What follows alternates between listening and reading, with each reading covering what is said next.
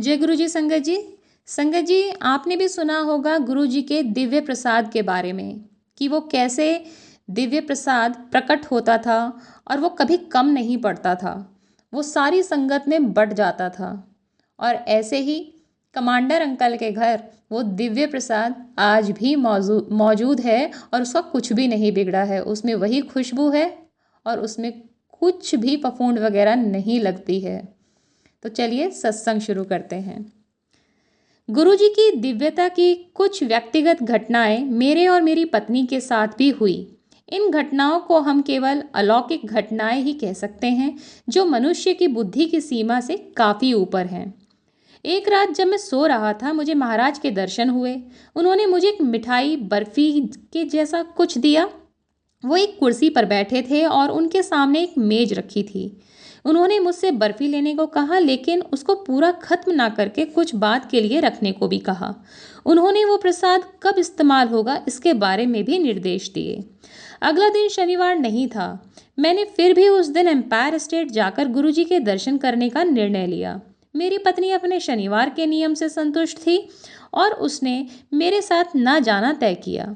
कुछ अन्य संगत मेरे साथ जाने को तैयार हो गई। सब मंदिर में थे। चलते हुए शब्द के बीच में ही बंद कर दिया गया था। किसी ने फुसफुसा कर मेरे कान में कहा कि महाराज दिव्य प्रसाद बांटने जा रहे हैं। मेरे तो रोंगटे खड़े हो गए। मेरा सपना सच होने जा रहा था। गुरुजी के हाथ जुड़े हुए थे और उनके माथे से थोड़ा ऊपर थे, और फिर न जाने कहाँ से उनके हाथों में मिठाई आ गई। यह एक छोटा सा पेड़ा था। उस दिन लगभग 250 संगत वहाँ मौजूद थी। कर्नल जोशी अंकल ने पीछे बैठी संगत को, जिसमें मैं भी था, पहली मंजिल पर जाकर इंतज़ार करने को कहा। बहुत ही बेमन से मैं ऊपरी मंजिल की ओर यह सोचता हुआ चला गया कि इतनी कम मात्रा का प्रसाद तो मेरी बारी आने से पहले ही खत्म हो जाएगा। इस विचार ने मुझे उदास कर दिया। मैं वहीं नीचे रुकना चाहता था। मुझे वो दिव्य प्रसाद चाहिए था। एक रात पहले का सपना मेरी स्मृति में एकदम तरोताज़ा था। खैर, मैं ऊपर जाकर बैठ गया। मेरे साथ ग्रेवाल अंकल बैठे थे। मैंने अपनी आशंका का उनसे जिक्र किया कि मैं इतना खुशकिस्मत हूँ कि जब दिव्य प्रसाद प्रकट किया गया तो मैं वहाँ मौजूद हूँ, पर मेरी बारी आने से पहले ही वो तो ख़त्म हो जाएगा। यह तो ठीक नहीं है। उन्होंने मेरा कंधा दबाते हुए मुझसे कहा कि इस वक्त चाहे पूरी दिल्ली ही क्यों ना आ जाए, प्रसाद खत्म नहीं होगा। मुझे प्रसाद मिल जाएगा। उन्होंने लगभग घोषणा के अंदाज से यह मुझसे कहा। कुछ मिनटों के बाद पहली मंजिल पर बैठी संगत को नीचे बुलाया गया और हम लाइन में खड़े हो गए। मैंने एक पुरानी संगत को गुरुजी के पास अपने हाथ पर बिछे एक सफ़ेद रुमाल पर बड़े ध्यान से दिव्य प्रसाद को पकड़े देखा। जब मेरी बारी आई, महाराज ने मुझे एक संतोषजनक मात्रा में प्रसाद दिया। मुझे यकीन है कि अगर सारी संगत को उतनी मात्रा में प्रसाद मिलता तो यह प्रसाद पहले ही 25 संगत में बंटकर खत्म हो जाता।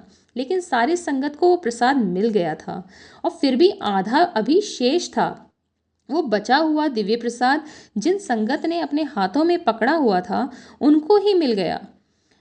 उनसे उस प्रसाद को अपने आशीर्वाद के रूप में घर ले जाने को भी कहा गया। उस सचखंड के प्रसाद को ग्रहण करना किसी भी अन्य वस्तु के खाने जैसा नहीं था।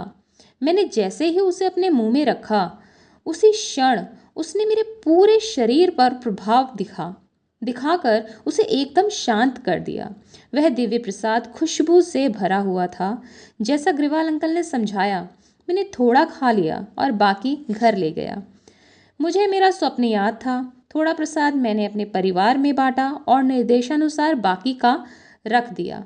इतने सालों के बीत जाने पर भी हमारे घर पर रखा वो प्रसाद हमारे लिए आज भी सबसे कीमती और महत्वपूर्ण आशीर्वाद है। अब उस रखे हुए प्रसाद का कब और क्या करना है, इस संदर्भ में मैं महाराज के निर्देश का इंतज़ार कर रहा हूँ। संगत के लिए यह एक अटल सत्य है कि जिसको भी महाराज का दिव्य प्रसाद मिलता है वो भाग्यशाली है। जय गुरु जी। अनंतम अनंतम शुक्राना गुरु जी।